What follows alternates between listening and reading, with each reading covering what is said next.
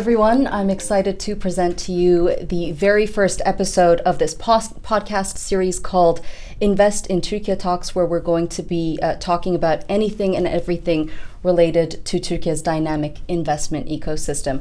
My name is Efnan Han, and who better to host and kick off our first episode than the president of Invest in Turkey himself, Mr. Burak Dağlıoğlu. Thank you so much for being with us on the program today. Make sure you stick around till the end of this episode because we're going to be discussing everything from topics like foreign direct investment opportunities, why Turkey has become an investment hotspot for businesses worldwide, and of course how Invest in Turkey is helping those businesses reach ultimate and exceptional targets. So let's start from there. The role of Investment Turkey, how efficient and enjoyable they make the process for investors that want to explore putting their money into sectors across the country in Turkey. Thank you for the kind introduction. So this is Presidency Investment Office, also known as Invest in Turkey. We were established in 2006. And at that time, the office was called as Prime Ministry Investment Support and Promotion Agency of Turkey. So some of the audience may still remember us with our previous name. After the reform in Turkey in 2018, we switched to executive presidential system. The office is reformed as Presidency Investment Office. What we do is very simple. We invite international investors to invest in Turkey to grow their businesses out of Turkey to the region. So to reach that target, we have our promotion activities. We are promoting Turkey in all platforms to reach out to investors, and we provide them our facilitation services. So our ultimate goal is to attract investments which are contributing to the technological transformation of the country, which are contributing to the sustainable development of Turkey, and which are creating high qualified jobs in the country to serve our country goals. So to reach this target, we have global footprint. We have offices in Japan, South Korea, China, Singapore in Asia. We have offices in UAE, Qatar, Kuwait, Saudi Arabia in Gulf countries. We have offices in Germany, Italy, France, Spain, UK, and lastly, United States. And our headquarters is definitely Ankara, and we have a branch office in Istanbul. So we are serving international investors in their home markets or in Turkey. And we have a multilingual team. We speak 11 languages in our offices, and we are ready to serve them at any time, at any point. Right, so you're operational on all four corners of the world, really, essentially in very different continents. I'm going to get into Turkey's GDP growth in a bit, but looking at some stats here, over the last 10 years, Turkey has attracted more than $262 billion in FDIs. And to put that into perspective to our listeners and viewers, the 10 years prior to 2003, Turkey had only managed to garner, I think it was $15 billion. So we're seeing a very successful growth here. And there are a couple of factors that we can attribute that success to, one being the reforms that have been put in place over the last 2 decades. And I think the backbone of those reforms are essentially macroeconomic policies and, of course, structural policies.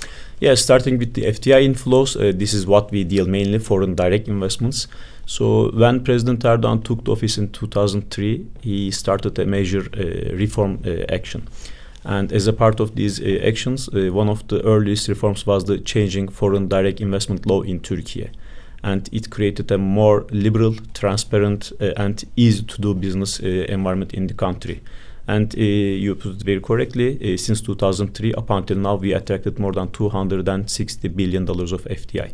So comparing with the previous period, actually the dates back to 1970s. In the previous 30 years of period of time, Turkey attracted in total $15 billion of FDI, which is very low. And looking from a different perspective, currently Turkey is attracting almost 1% of the global FDI flows globally. And in the previous period, it was just 0.2% of the global FDI. So we can easily say that Turkey performing 5 times better than the previous periods. And as a result of these FDI inflows, before 2003 there were just 5,600 international companies operating in Turkey. Now this number is more than 80,000. So we see a major change. Wow. So one of the reasons is definitely the economic reforms, which is enabled due to the strong political leadership in the country. And those reforms affected many different industries. First of all, the liberalization and privatization policy was implemented in many verticals, including energy, including banking, including some manufacturing areas, in services as well.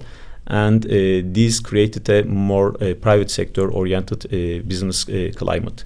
And secondly, our reform agenda relies on rule-based orders, practices, and many of the reforms are anchored to the EU legislation and practices. Thirdly, we can easily say that Turkey is committed to this reform agenda. In the last 2 decades, it was not a one-time effort. Every 18 to 24 months of period of time, we can easily see that we are preparing a new reform agenda, we are implementing it, we are monitoring it, and we are getting the feedback from the private sector representatives. So there is a platform called as Investment Environment Improvement Coordination Council, a long name. So the idea of the council is to get together with the private sector representatives and the decision makers in Ankara, and we prepare our reform agenda based on those consultation mechanism. So this is a never-ending practice for us. Turkey is committed to reform agenda, and we are getting prepared for the next years. So what do we have on our plate? Actually, the last reform agenda was announced back in September 2023. It covers medium-term economic plan, which is 3 years plan for the country, and 12th economic development plan, which is a 5 years development plan for the next 5 years. And these are mainly related to sustainability and digitalization, as you may guess. Transition is affecting many countries and businesses, and as a result, we are planning to get more share from the global supply chains. Right. Well, we're going to get into sustainability and digitalization in a bit, but staying on the FDIs for a moment here, what are some of the sectors across Turkey that FDIs are leaning towards?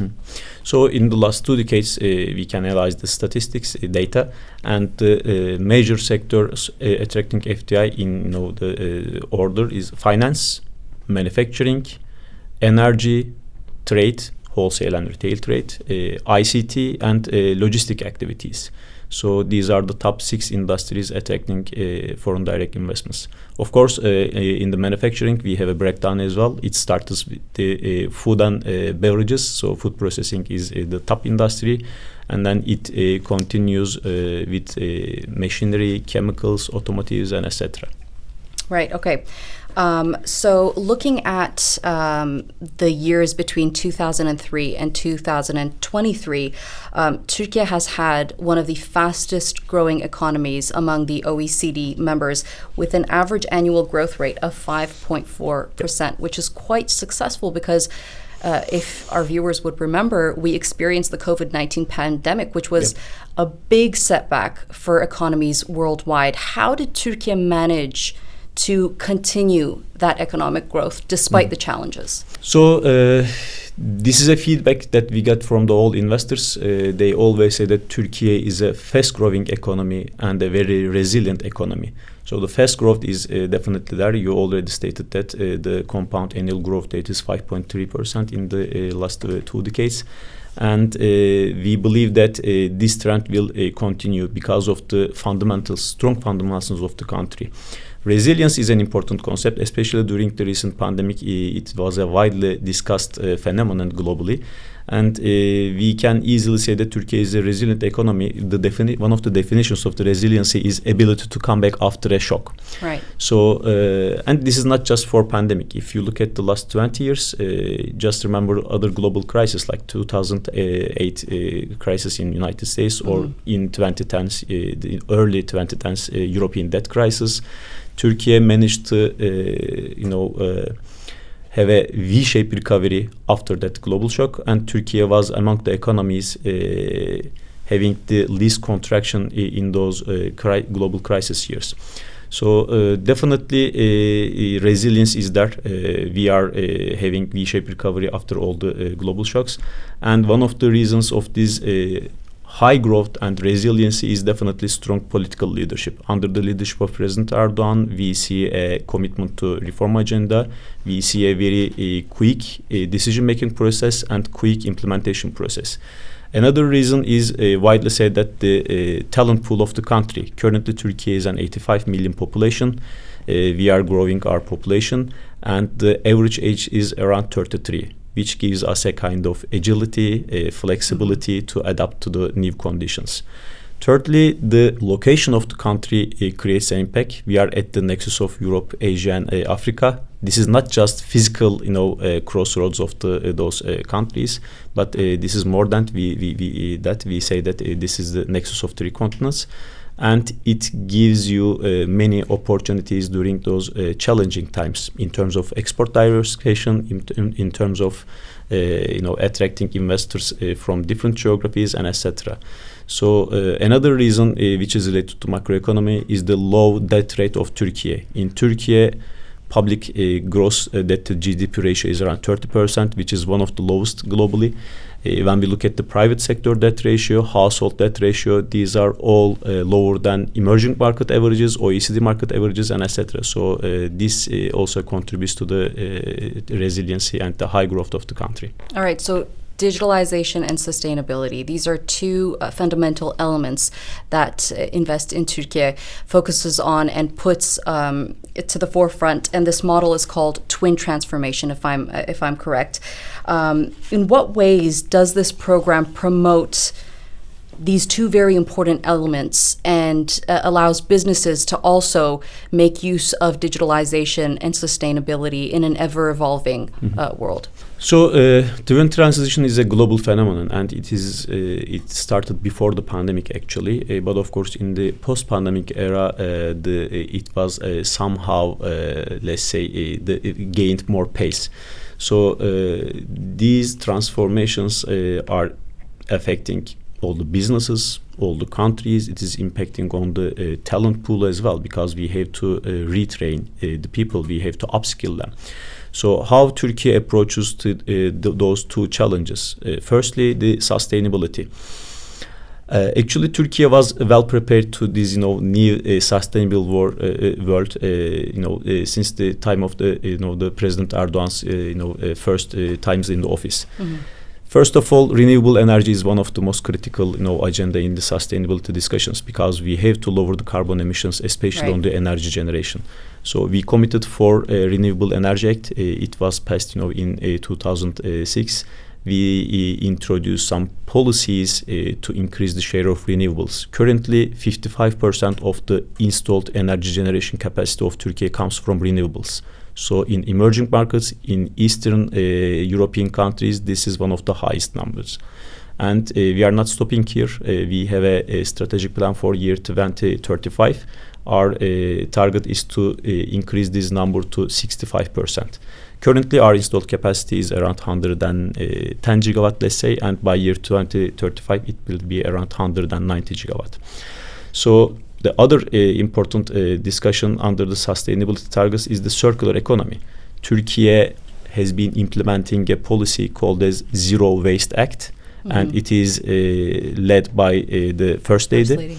And it is a quite successful program. This is a local, domestic, our very Turkish model of the circular economy, actually. And it includes collection of the waste, separation of the waste, and the recycling of it, and actually the upcycling of the waste as well. And it hasn't to be named as the waste. It is actually a raw material, urban raw material, or it's a result of urban mining activities. So these are valuable inputs for the new economy. As a third point, maybe we can also talk about the mobility side. Globally, because one of the main reasons of the carbon emissions is the transportation activities, and as Turkey, we are committed to lower carbon emissions on the transportation side. We have a new aggressive plan to invest in the railroads, which are crucial for the lower carbon economy. And as Turkey, we are one of the major automotive manufacturers in the world. And now we are committed to new energy vehicles, including EVs, electrical vehicles, including hybrid models, and all alternative energies. And currently, we see that OEMs in Turkey are transforming their, let's say, manufacturing models. And just recently, we attracted a new electrical vehicle investment project. And Turkey also developed its own local domestic brand called as TOG. So these are major contributions to the global sustainability efforts. Right, and speaking of which, it's, I think, a perfect time to mention China's BYD investment in Turkey, Yep. $1 billion. They're going to build a factory here, which means, alluding to your point of the talent pool in Turkey, the average age is 33 years old. So just give us a sense of how Turkey supports and develops its workforce in order to serve investors in Turkey, because the more people invest, the more jobs that are available for the public. So for BYD investment, it was announced early July 2024. And it was a successful investment project. The parties signed an agreement in front of the President Erdogan, and on Turkey's side, the Minister of Industry and Technology was signing the deal. And it's a quite crucial investment for us, because currently, as Turkey, we are one of the largest automotive exporters in the world, and we have to make sure that we are catching up the new trends globally. So if you cannot catch up, you may be having a challenge to be globally competitive. But we believe that Turkey will maintain, sustain its competitiveness in the all sectors. So coming back to the talent discussion, so we believe that Turkey is one of the major talent hubs for the global investors. So this is a comment that we get frequently from the international investors. Just roughly, this is the average age is 33 in Turkey. And since 2003, we have been investing heavily in education. Every year the education is getting the major share from the public budget. And as a result of these, we have the population, we have investments in the education, and we have a large talent pool in the country. For many global investors, actually the recruiting and retaining talent within the organization is a major challenge. If you look at Turkey, companies are able to find blue-collar workers, technical staff. They are able to find engineers, software developers, mid-level managers or senior managers. So all levels of talent is available within the country. And their productivity is high. Their commitment to their job is high. We can see it in all international indexes and the benchmarks. Especially in our competition geography, we compete for FDI projects in a wide geography called as Central Europe, Eastern Europe, Middle East, and Northern Africa. In that geography, Turkey is always, at the top of the benchmarks and the rankings when it comes to the talent availability and the quality of the talent. And this will continue because of the dynamics of the country. So we still have the young population, supporting the talent pool in the country.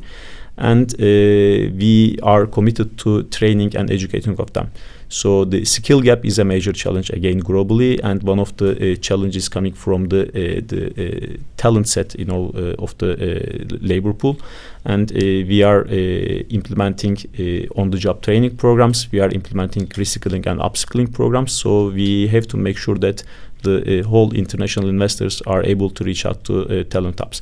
And we can easily see that in the especially regional management hub or at the headquarters of the multinationals. In the recent years, we are seeing more and more Turkish citizens. Mm-hmm. And sometimes we are getting the news or feedback from the investors saying that manufacturing team in Turkey, they are implementing or they are going for ramp-up processes of their factories in other countries. Mm-hmm. So this is a major achievement. So the quality and the productivity of the Turkish talent is confirmed by all industries and international investors. Indeed, and it's a show of diversity as well in the country. Alluding back to the BYD deal, I think that's a really good example to show Turkey's global integration with, as you mentioned, its strategic location and its infrastructure investments. Just give us an idea of how this has facilitated its integration into the global value chains and enhanced its market access? So we can approach to this question actually from a broader perspective. If you look at the Turkey as a whole country with all industrial infrastructure and the services industries that are supporting those industrial activities, this is a very unique case. Back in 10 years ago, one of the senior managers of a US multinational told me that just look at the world map. From Germany to China, there is no country like Turkey having an industrial infrastructure, having a logistic infrastructure, and having such a comprehensive services industry. I think this is very correct to understand Turkey's role in the global value chains in general. So if you look at Turkey in the last 2 decades with the right policies, with the effective policies, we developed the ecosystem that companies can integrate to the global value chains. So, and this is not just limited to FEV industries. So one of the factors that are contributing to the resilience of the country is the diverse, the sectoral base. So Turkey is one of the major automotive manufacturers. We have a very strong food and beverages industry. Turkey is one of the leading chemicals industry hubs in Turkey. We have been a major textiles manufacturing country. And now in the many subsectors of the machinery, Turkey is very competitive. So you can easily see that in many verticals, Turkey is a globally competitive country. So the integration to global value chains come companies start from maybe from the low value added services, but again with the right policies, we improved our companies to a higher level of value added. So it is called as moving up the value chain. And it is stated in some international reports as well. World Bank has a very, a comprehensive study on that. They compare 1990 and 2015. They say that, back in 30 years ago, Turkey was ranked among low technology countries. Now it is among high technology countries, and it is stated that Turkey is driven to a knowledge-based economy. So I think this explains the global value chain integration of Turkey. So actually, sustainability and digital transformation related activities are also linked to that perspective. Currently, Turkey is having $250 billion of export, and our major market is Europe and United States. And to be competitive, to maintain the competitiveness of the country, Turkey is committed to embrace those new challenges and adapt to the new conditions. And we are committed to growing our share in the global supply chain. Let me give you one example. Back in 2 decades ago, Turkey's share in the global exports was just 0.58%. Now it is close to 1.1% of the global trades, and we have a target to carry it to the 1.5% of the global exports. So we have a major, target for that. We have a clear roadmap and strategy. Let's talk about that a bit, because 2023 was an important year for Turkey in terms of marking the centennial of the country. And what I've noticed you constantly say over our discussion is, we're going up the ladder. It's going to get better. There are going to be more reforms. It's going to be more efficient for investors to come to Turkey and invest in the country. Walk us through the investment office's vision in terms of how they want to turn that goal of becoming an economic powerhouse moving forward into a reality. So, as you stated very well, last year it was the 100th year of the Republic of Turkey, and we have some targets for the future. So when we make presentations, we always say that, these are the track record of Turkey, but investors do not invest in the past. They would like to invest in the future, and they would like to understand the future vision of the Turkey. And to make it, short and simple, I always give a few examples. Back in 2 decades ago, Turkey was among mid-low income countries with a GDP per capita less than $4,000. Now it is over $12,000, and Turkey is now a mid-high income group country. And in a few years, it will be a high income country. again, if you compare Turkey, back in 2 decades ago, our share from the global trade, almost, increased to 2 times, and our share in the global FDI, it increased 5 times. So we have targets for the following years. First of all, our major target is to be among top 10 economies globally. Currently, our rank is 17, 18, depending on the year. So we would like to be among top 10 economies globally. So currently, we have a regional hub position for the many investors. So Turkey is a major manufacturing economy. It's a major technology country. It's a major talent hub for the multinationals for the region. So in the following years, in the next decades, Turkey will definitely be an economic powerhouse in the region. And this will be a kind of more global perspective. So these are the macro targets of the country. As the Presidency Investment Office, as Invest in Turkey, we prepared our new FDI strategy document. And we identified some trend, topics in the FDI, and looking at our country's needs, looking at the global trends, we identified our strategy for the following years, and we would like to attract more climate FDI. We would like to attract more digital FDI. This is the strategy between 2024 and 2028, correct? Correct. Okay. So it will be more climate FDI, it will be more digital FDI, it will be more FDIs focusing on the global value chain integration. We would like to attract projects creating higher quality jobs. And we would like to attract financial investments. Financial investors are private equity funds, sovereign wealth funds, family offices, and etc. We would like to bring those financial investors to our technology ecosystem, because in Turkey we have a growing technology entrepreneurial ecosystem, which is called a startup ecosystem. So this is a target for us. And we would like to focus on the projects which are eliminating the regional disparities. So in Turkey, we have to make sure that all parts of Turkey is developing at the same pace. So this is another target for us. In overall, these are, let's say, the very summary of our strategy. And finally, I'm pretty sure there are many potential investors watching or listening to us today to see and explore their opportunities of being able to invest in Turkey. As you mentioned, the Turkey Investment Office is trying to increase investments into Turkey moving forward, especially in the centennial. What's your message to these investors to bring them on board? Yeah, it can be summarized as some key takeaways maybe. When we speak to investors, we would like them to be keep in their mind a few things. First of all, Turkey is a fast-growing and resilient economy. Secondly, Turkey is committed to reform agenda. We provide a business-friendly investment environment within the country. Thirdly, talent is very important, and in Turkey, talent is available at a high quality, at a high productivity rate. Fourth point is the geographic location of Turkey. We always encourage companies, investors that consider the geographic location of the Turkey. This is not just a local market; it's a major hub for them to reach out to a larger market out of Turkey.